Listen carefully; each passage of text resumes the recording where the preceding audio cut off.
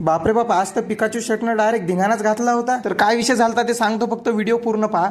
तर हर हर महादेव मित्रांनो, आज होता शेवटचा सोमवार. मग तुम्हाला तर माहितच असेल की शेवटच्या सोमवारी अकोल्यात काय वादळ येते ते. मग सगळ्यात पहिले आम्ही शिवाजी कॉलेजच्या पुढे आलो. आणि शिवाजी कॉलेजच्या पुढे तर नुसता धिंगाणाच चालू होता. आणि कावड जर तुम्ही पायशाल ना तर सकाळी 6 वाजतापासून कावड चालू होता. पण माझ्या अंदाजानं 100-150 कावड तर कुठेच नाही गेले. आणि याची बँड आणि डीजे पायशाल ना तर नुसती कॉम्पिटिशन रे बापो. पण काही म्हणा, चौथ्या सोमवारी काहीतरी वेगळाच जल्लोष राहते रे भाऊ. पण या दिवशी लोकांच्या अंगात काहीतरी वेगळीच ऊर्जा असते. मग एक एक करून सगळ्या कावडी चालल्या होत्या. पण आता लोक माझ्या पुढे एवढे बँड वाजले, पण या विघ्नहर्ता सारखा कोणता बँडच नाही वाजला. अरे काय माहोल डीजे होता. खरोखर हा डीजे जवळून गेल्यावर माणूस हलते आणि माणसाचे पडदे बी हलतात. याची तर वेगळीच कॉम्पिटिशन चालू होती. म्हणत नांद करती काय असं वाजवावंच लागते. आणि या दादाच्या हातात जे पोस्टर होतं याच्यावर एवढे भारी भारी डायलॉग लिहिले होते. अरे तुम्हाला खोटं नाही सांगत, एवढी धुमाल कॉम्पिटिशन चालू होती. मग या सगळ्या कॉम्पिटिशनचा मंदात आला आमचा पिकाचू दादा. मी म्हणलं मेलं गड्या, आता तर याची कॉम्पिटिशन कोणीच करू शकत नाही. मग आला आपल्या अकोल्याचा बँड म्हणजे भारत धुमालवाला. मग एका जागेवर थांबू थांबू आमची लय जिरली होती, तर आम्ही चाललो होतो आता राजराजेश्वर मंदिरात. पण मधातच या पिकाचून आम्हाला थांबवलं. म्हणे ये लोसन, माझ्या डान्स पाहून जाय, लय पुण्य लागेल. ते सगळं जाऊ द्या. एका टायमाला माझी बी इच्छा होती की बँडच्या वरती जाऊन नाचायची, पण आता काऊन काय माहिती छपरी चाले वाटतात. मग जाता जाता मी कावडीचा नंबर पाहिला तर 67. या म्हणलं हे 76वी कावड आहे, तर मागे किती राहिले असतील. मग बापरे बाप, पुढे येऊन पाहतो तर यायचं तर काहीतरी वेगळंच कॉम्पिटिशन चालू होतं. मी म्हणलं पिकाचूचं मार्केट खाते राहू आज. मग 2-3 किलोमीटर चालू चालू सगळ्यांची खतरनाकच जिरली होती. आणि तेवढी मजा बी येऊ राहिली होती. पण या माहोल मध्ये तुम्ही किती चालणार हे काहीच फरक पडत नाही. लोक गुलाल तर एवढा टाकू राहिले होते, पुरा काळा रस्ता गुलाबी झाला. मी म्हणलं माझ्या अंगावर नका टाकू, कारण मला कपडे धुवायचा लय जीवार येते. मग आम्ही सगळे तर गुलालानं वाचलो होतो, पण मयूरदा जरासा भरला होता. पण एवढ्या गर्दीत बी आपल्याला भावासारखे फॉलोअर भेटले. भाऊले म्हणलं तुमच्यासारख्यामुळेच आम्हाला 4 लोक ओळखतात, फॉलो करतात, लाईक करतात. मग पोट्ट्यावर तुम्ही काय पाहू राहिले, लवकर लवकर लाईक आणि फॉलो करून घ्या. त्यानंतर आम्ही आलो राजराजेश्वर महाराजच्या मंदिरात. त्यानंतर आमच्यासोबत काय झालं, आम्हाला डाबकी रोडची कावड भेटली का नाही हे पाहू पुढच्या ब्लॉग मध्ये. तोपर्यंत हर हर महादेव.